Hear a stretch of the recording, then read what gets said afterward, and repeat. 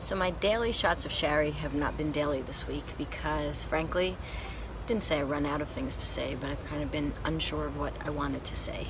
Given the whole Las Vegas shooting thing, the last thing I wanted to do is perpetuate more drama with people going back and forth, as well as give my opinion on it, because I think it's disrespectful, and truth is, regardless of what angle you come from, something's got to change in this world. That being said, I've been thinking about the fact that just because someone feels that they're right doesn't make someone else wrong. And it's a silly example, but I was in a diner the other night with someone British, and they thought corned beef was one thing and I thought corned beef was another thing. And it was very funny because I've had this a lot, given most of my audience and clients are British and Australian. We do this a lot of something means something to me and something means something else to someone else. And it's been a real lesson for me to understand that, for me, culturally, what I know and believe to be true is factual to me. Just like for someone else who has a different culture, it's factual to them. And the ability to, although corned beef's not an important topic for people, although I do love it, the ability to understand that other people can have differing opinions and different realities than you do, and that you being right doesn't make them wrong, and vice versa.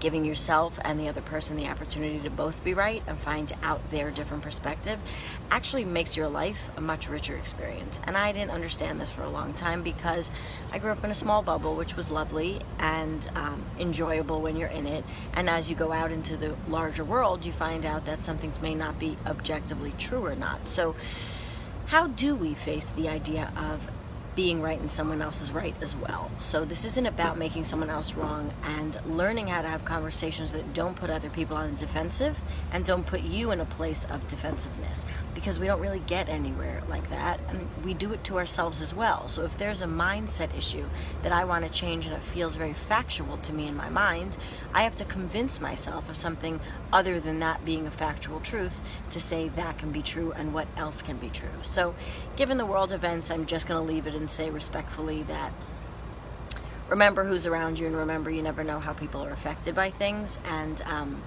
just regardless of what you think about the topics on everything, there are many people who passed away and many people who died tragically, and families left cleaning that up. So while Facebook and other social media venues are a great place to vent your feelings and emotions, it's also a place where bullies hide, and people get very bold because they can hide behind a laptop or a phone. So be very mindful in your rightness that you're not making other people very wrong. So I know this one was a little bit out of my regular wheelhouse, but I've been really trying to bring the lessons that I teach to my clients and lived in my own life to the larger world, because there are millions of perspectives. Everyone is right, everyone is wrong in a way, and the fact is, if we were all just a little bit more kind and a little more gentle and a little more open to finding out what someone's perspective is and why, I think it would be a much kinder world.